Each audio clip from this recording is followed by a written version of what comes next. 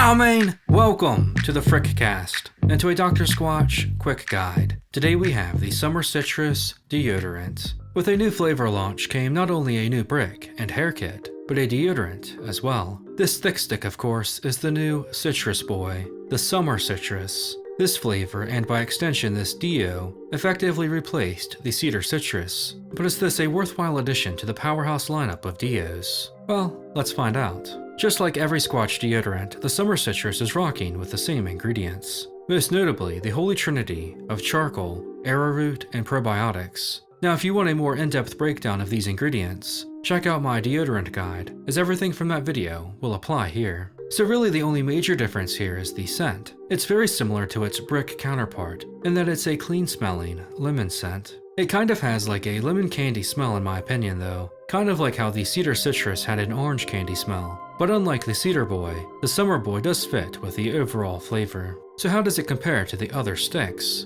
Well, I'm going to rank it at 9. Yeah, I'm not that big a fan of it. First of all, there's a lot of great smelling deos here, and I'd rather smell like all of them than a lemon head, with the exception being the Cedar Citrus, because that one has an orange head smell to it. One thing I've always said about these Squatch deodorants is that they are very potent. For a lasting scent, I prefer nearly all of the other deos. If you were a fan of the Cedar Citrus deodorant, this one isn't that far off. It's basically a lemon version of that one. For me though, nah man. That's only my opinion though, and I'd love to hear yours in the comments. What do you think of the Summer Citrus deodorant? Let me know where you rank this lemon scented stick. As always, thanks for watching.